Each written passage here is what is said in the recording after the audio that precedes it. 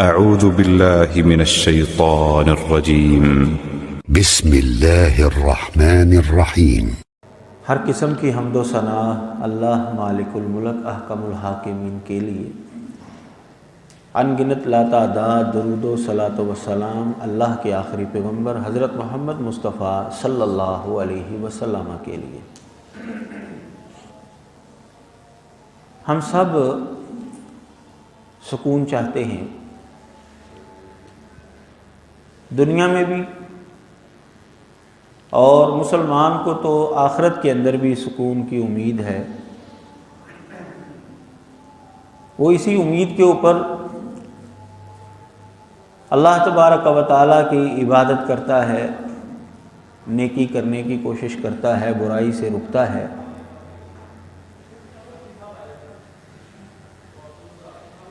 سکون حاصل کرنے کے کئی طریقے ہیں، ان میں سے ایک طریقہ جو قرآن مجید کے اندر اللہ تبارک و تعالیٰ نے بیان کیا ہے وہ یہ ہے کہ رسول اللہ صلی اللہ علیہ وسلم کی دعا حاصل کی جائے۔ نبی اکرم صلی اللہ علیہ وسلم جس امتی کے لیے دعا کریں گے، نبی علیہ الصلوۃ والسلام کی دعا اس کے لیے باعث سکون ہوگی، باعث اطمینان ہوگی، کیونکہ قرآن مجید کے اندر اللہ تبارک و تعالیٰ فرماتے ہیں سورۃ توبہ کے اندر وَصَلِّ عَلَيْهِمْ إِنَّ صَلَاتَكَ سَكَنٌ لَهُمْ۔ اس آیت کا پس منظر تو خاص ہے، لیکن اس کا مفہوم عام ہے کہ جو لوگ آپ کے پاس صدقہ لے کر آتے ہیں، اپنی زکوٰۃ دیتے ہیں تاکہ وہ غریبوں کے اندر، مسکینوں کے اندر تقسیم کی جائے،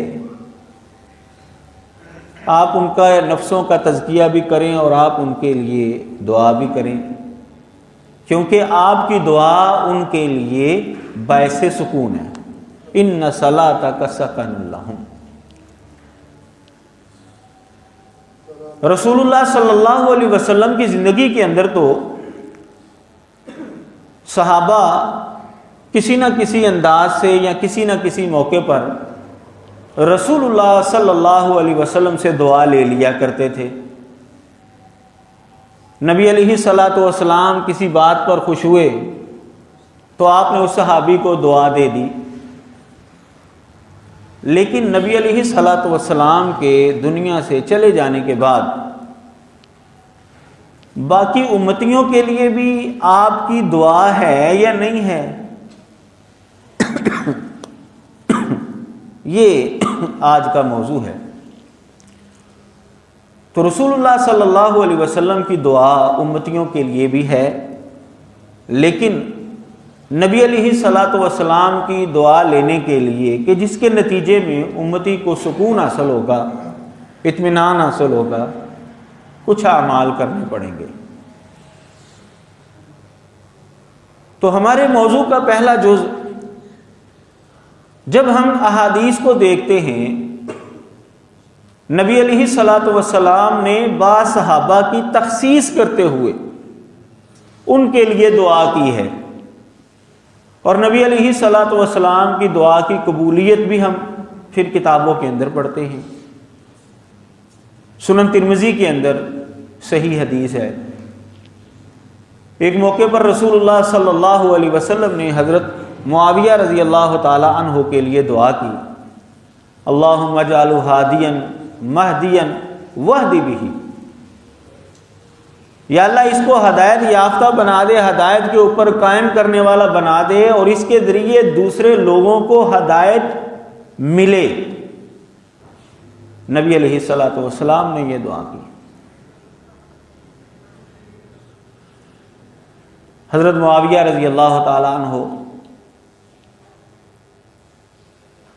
ہدایت کے اوپر قائم رہے، آخری لمحے تک نبی علیہ الصلوۃ والسلام کی صحابیت کا شرف ان کو حاصل ہے، اور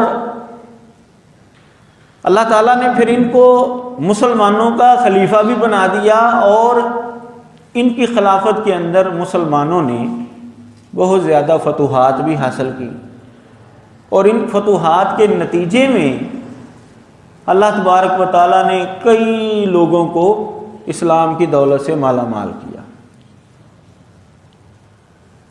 نبی علیہ الصلوۃ والسلام نے حضرت معاویہ رضی اللہ تعالیٰ عنہ کے لیے یہ دعا فرمائی اور یہ دعا قبول ہوئی۔ تو جب نبی علیہ الصلوۃ والسلام ان کو ہادی کہہ رہے ہیں، مہدی کہہ رہے ہیں، اور ان کے ذریعے دوسرے لوگوں کو ہدایت ملے گی یہ دعا کر رہے ہیں، تو پھر ان کو طعن و تشنیع کا نشانہ بنانا یا ان کی غلطیاں جو ہیں وہ لوگوں کے اندر نشر کرنا تاکہ لوگ صحابہ سے بدظن ہوں، وہ انسان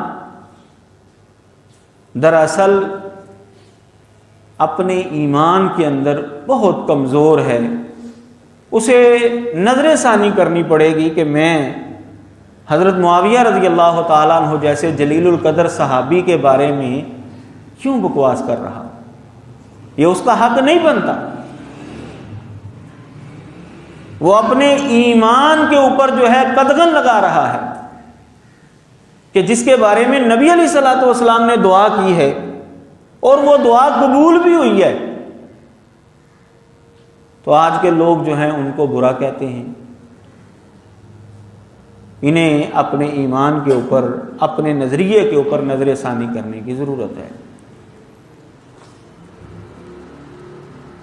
حضرت حسن اور حضرت اسامہ رضی اللہ تعالیٰ عنہ ایک دفعہ نبی علیہ الصلوۃ والسلام نے ان کو دیکھا، تو یہ ظاہر ہے چھوٹے چھوٹے تھے ابھی، تو حضرت حسن کو اٹھایا، حضرت اسامہ بھی ساتھ ہی تھے۔ نبی علیہ الصلوۃ والسلام کو ان دونوں کے ساتھ بڑی محبت تھی۔ نبی علیہ الصلوۃ والسلام نے جب ان کو اٹھایا فرمایا اللہم احبہما فانی احبہما، یا اللہ تو بھی ان دونوں سے محبت کر، میں ان دونوں سے محبت کرتا ہوں۔ نبی علیہ الصلوۃ والسلام نے ان دونوں صحابیوں کے حوالے سے دعا کی کہ یا اللہ تو بھی ان دونوں سے محبت فرما۔ سنن ترمذی کے اندر روایت ہے، اور ان دونوں صحابیوں سے ساری امت محبت کرتی ہے۔ جو کوئی اختلاف کرتا ہے وہ بعض دوسرے صحابہ کے حوالے سے اختلاف کرتا ہے، لیکن حضرت حسن رضی اللہ تعالیٰ عنہ، حضرت اسامہ رضی اللہ تعالیٰ عنہ سے سارے محبت کرتے ہیں۔ نبی علیہ الصلوۃ والسلام نے ایک دفعہ حضرت سعد رضی اللہ تعالیٰ عنہ کے لیے دعا کی۔ غزوہ احد کے موقع پر جب مسلمان جو ہیں وہ ایک دفعہ گھبرا گئے، کیونکہ بعض مسلمانوں کی غلطی کی وجہ سے کافروں نے پلٹ کر جو ہے وہ حملہ کیا، تو حضرت سعد رضی اللہ تعالیٰ عنہ تیر اندازی فرما رہے تھے نبی علیہ الصلوۃ والسلام کا دفاع کرتے ہوئے، تو نبی علیہ الصلوۃ والسلام نے فرمایا اللہم اشدد رمیتہ، یا اللہ اس کی تیر اندازی کو مضبوط کر دے، وَأَجِبْ دَعْوَتَهُ، اور یا اللہ اس کی دعا بھی قبول فرمایا کر۔ نبی علیہ الصلوۃ والسلام کی دعا گاہے بگاہے مختلف صحابہ اپنی کسی نہ کسی خوبی کی وجہ سے لیا کرتے تھے۔ یہ حدیث شرح سنہ کے اندر ہے۔ حضرت انس رضی اللہ تعالیٰ عنہ نے نبی علیہ الصلوۃ والسلام کی تقریباً 10 سال خدمت کی ہے، اور یہ نوعمر ہی تھے، چھوٹے ہی تھے کہ ان کی والدہ نے نبی علیہ الصلوۃ والسلام کی خدمت میں پیش کر دیا کہ یہ آپ کی خدمت کیا کریں۔ نبی علیہ الصلوۃ والسلام کے ساتھ ہی رہے، یہ جب تک آپ مدینے میں رہے ہیں، زندہ رہے ہیں، یہ حضرت انس ان کے ساتھ ہی رہے ہیں۔ تو حالات ماڑے تھے، ان کی والدہ نے کہا ہے اللہ کے نبی آپ اس کے لیے دعا کریں، تو نبی علیہ الصلوۃ والسلام نے پھر حضرت انس کے لیے دعا کی۔ دعا کیا فرمائی؟ صحیح بخاری کے اندر حدیث ہے اللہم اکثر مالہ و ولدہ وبارک لہ فیما آتیتہ، یا اللہ اس کا مال بھی بڑھا دے، اس کی اولاد بھی بڑھا دے، اور جو کچھ تو اس کو دے اس کے اندر برکت نازل فرما دے۔ یہ نبی علیہ الصلوۃ والسلام نے دعا کی۔ تو حضرت انس رضی اللہ تعالیٰ عنہ نے جب یہ حدیث سنائی، اس وقت بوڑھے ہو چکے تھے، اور انہوں نے یہ بتایا جس کو یہ حدیث سنا رہے تھے کہ نبی علیہ الصلوۃ والسلام کی اس دعا کے نتیجے میں اب ہوا کیا۔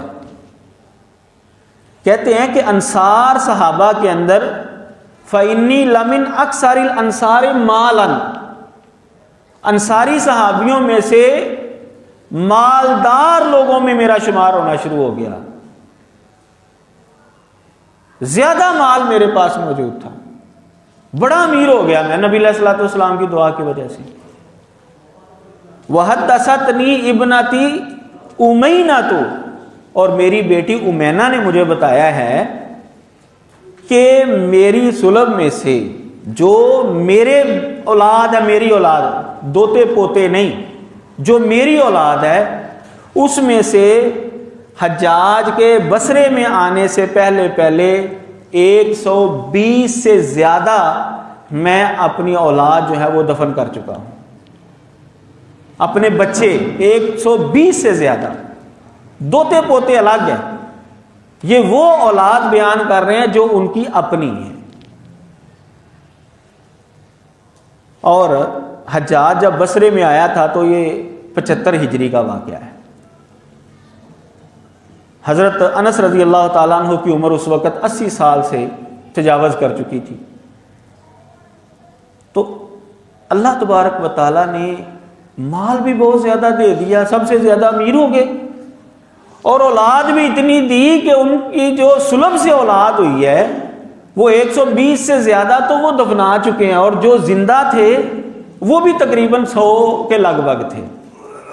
اتنی اولاد اللہ تبارک و تعالیٰ نے ان کو دی تھی۔ رسول اللہ صلی اللہ علیہ وسلم کی دعا مختلف صحابہ اپنی زندگی میں وہ لیا کرتے تھے، اور آپ کی دعا کے نتیجے میں ان کو سکون حاصل ہوتا تھا۔ نبی علیہ الصلوۃ والسلام نے جب بدر کا قصد کیا، بدر کی طرف روانہ ہوئے، تو ظاہر ہے اچانک یہ مہم جو ہے وہ آ گئی، آپ کو پتہ چلا کہ قافلہ آ رہا ہے مکے والوں کا، تو آپ نے فوراً جو ہے وہ سب جو ہے نا بس نکلے۔ حالات بھی ماڑے تھے اور تھی بھی ایمرجنسی، پر جو کسی کو ملا ہے نا وہ نکل پڑا۔ اب صورتحال کیا ہے، جوتے بھی نہیں ہیں صحابہ کے پاس، کئیوں کے پاس کپڑے بھی نہیں ہیں، بس وہ تہ بندی باندھا ہوا ہے، تلواریں بھی نہیں ہیں، نیزے بھی نہیں ہیں، مطلب عجیب و غریب کیفیت ہے، اور جا رہے ہیں جی ایک قافلے کا مقابلہ کرنے کے لیے۔ اور وہاں پر جب پہنچے ہیں تو وہ قافلے کی بجائے لشکر کے ساتھ مقابلہ ہو گیا۔ 313 یا بعض روایات کے اندر 315 تھے۔ نبی علیہ الصلوۃ والسلام نے جب صحابہ کی صورتحال دیکھی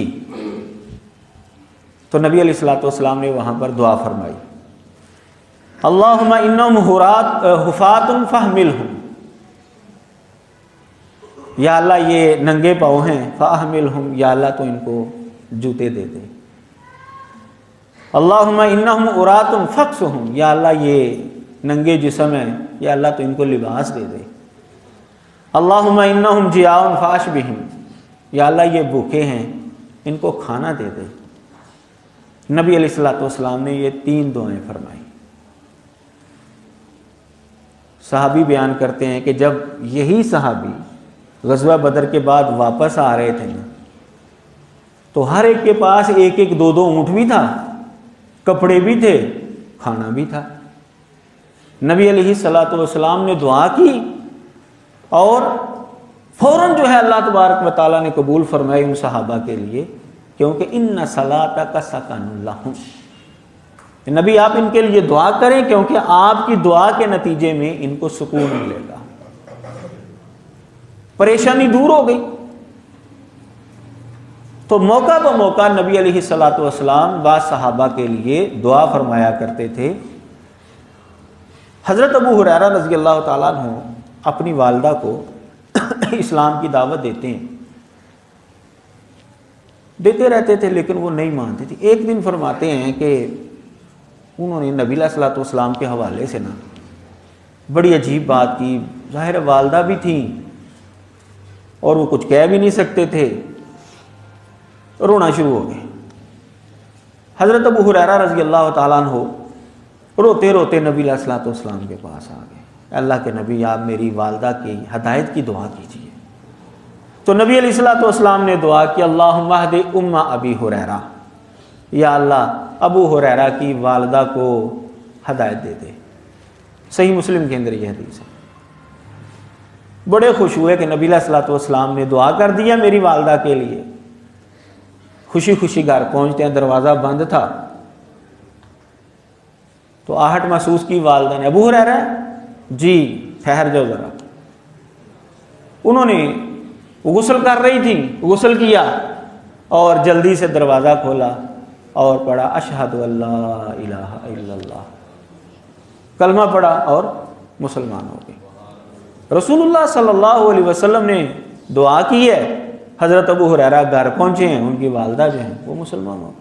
ان کے دل کو سکون آ گیا، ان صلاتک سکن لہم، کیونکہ آپ کی دعا لوگوں کے لیے باعث سکون ہے، آپ ان کے لیے دعا کریں۔ حضرت عبداللہ بن عباس رضی اللہ تعالیٰ عنہ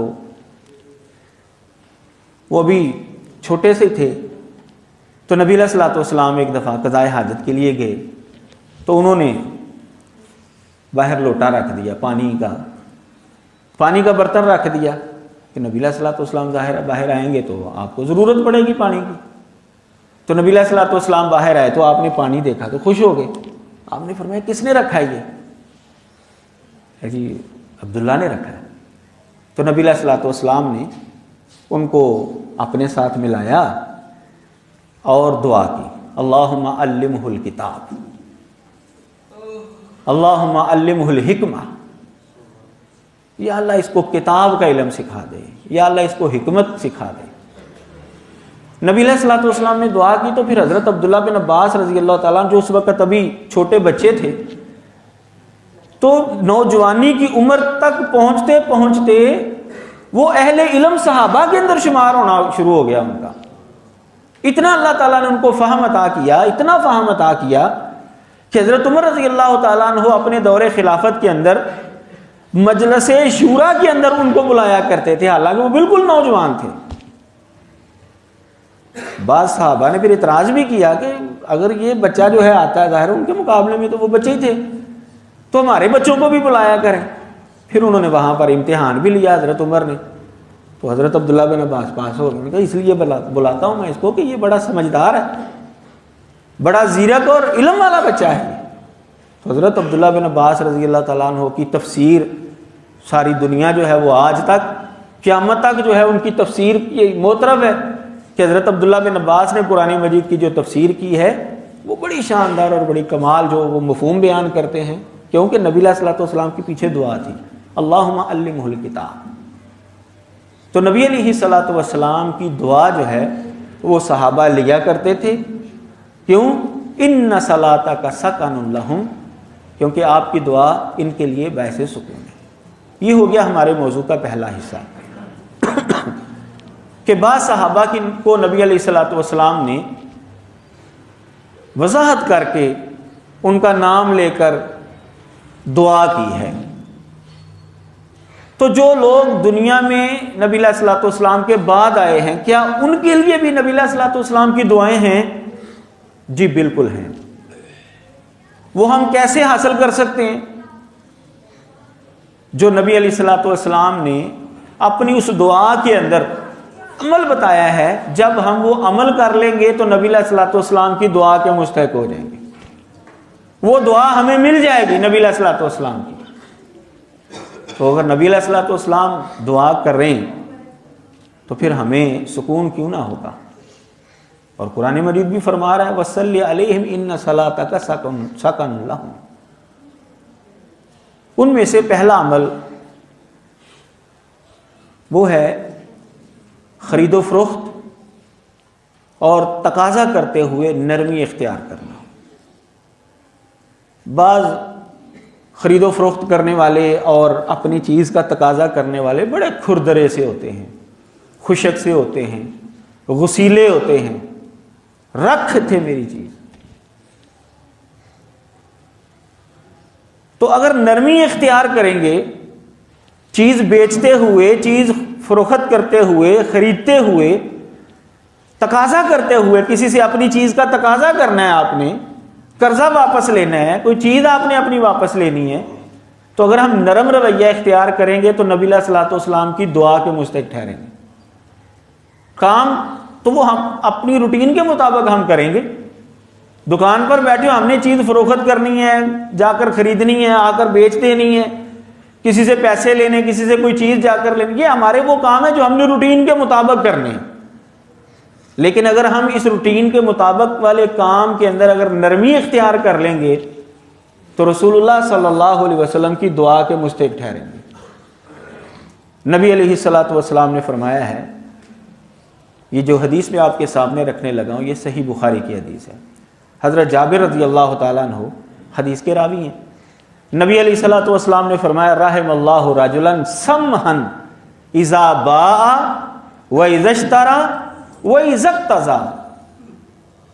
اللہ تبارک و تعالیٰ کا رحم ہو اس آدمی پر، اللہ تبارک و تعالیٰ رحم فرمائے اس آدمی پر جو کہ نرم ہے، سمحن جو کہ نرم ہے، کب؟ اذا باع جب وہ بیچے، واذا اشترى جب وہ خریدے، واذا اقتضى اور جب وہ تقاضا کرے۔ جو روٹین کے مطابق ہمارے کام ہیں، اگر ہم اس کے اندر نرمی اختیار کریں گے تو رسول اللہ صلی اللہ علیہ وسلم کی یہ دعا ہمیں مل جائے گی، اللہ تبارک و تعالی رحم فرمائے گا، کیونکہ رسول اللہ صلی اللہ علیہ وسلم نے دعا کی ہوئی ہے ہمارے لیے۔ تو یہ روٹین کے کاموں کے اندر اگر ہم یہ نرمی اختیار کر لیں گے، کیونکہ نرمی اختیار کرنے کی بڑی فضیلت ہے، تو اللہ تبارک و تعالی ہمارے اوپر رحم کر دے گا۔ تو نبی علیہ الصلوۃ والسلام کے بعد جو آنے والے لوگ ہیں، رسول اللہ صلی اللہ علیہ وسلم کی ان کے لیے بھی دعائیں موجود ہیں۔ ان میں سے دوسری دعا یہ ہے، حج کرنے کے لیے گئے ہیں یا عمرہ کرنے کے لیے گئے ہیں، آپ کو پتہ ہے کہ وہاں پر بعض لوگ ٹنڈ کرواتے ہیں اور بعض لوگ جو ہیں وہ بال کاٹتے ہیں، حجامت بنوا لیتے ہیں۔ رسول اللہ صلی اللہ علیہ وسلم نے حجۃ الوداع کے موقع پر فرمایا تھا، اللہم ارحم المحلقین، یا اللہ جو ٹنڈ کروانے والے ہیں نا ان کے اوپر رحم فرما۔ صحابہ نے آگے سے عرض کی، والمقصرین، اے اللہ کے نبی جو بال کاٹنے والے ہیں آپ ان کے لیے بھی دعا کر دیں۔ آپ نے پھر محلقین کا لفظ بولا، اے اللہ کے نبی والمقصرین، آپ نے پھر مقصرین کا لفظ بھی بولا۔ تو نبی علیہ الصلوۃ والسلام کی زیادہ دعا اس کے لیے ہے جو حج یا عمرے کے موقع پر ٹنڈ کرواتا ہے، اور اس کے بعد دعا جو ہے وہ بال کٹوانے والے، یعنی دونوں کے لیے ہے، لیکن زیادہ دعا جو ہے وہ اس کے لیے جو بال اپنے منڈوا لیتا ہے۔ تو رسول اللہ صلی اللہ علیہ وسلم کی دعا بعد میں آنے والے لوگوں کے لیے بھی ہیں، لیکن وہ کچھ مخصوص اعمال ہیں جو ہمیں کرنے پڑیں گے، جس کے نتیجے میں ہمیں نبی علیہ الصلوۃ والسلام کی دعا ملے گی۔ ان اعمال میں سے 2 عمل میں نے آپ کے سامنے رکھے ہیں۔ اللہ تبارک و تعالی ہر ایک کو سمجھنے کی توفیق عطا فرمائے۔ وآخر دعوانا ان الحمد للہ رب العالمین۔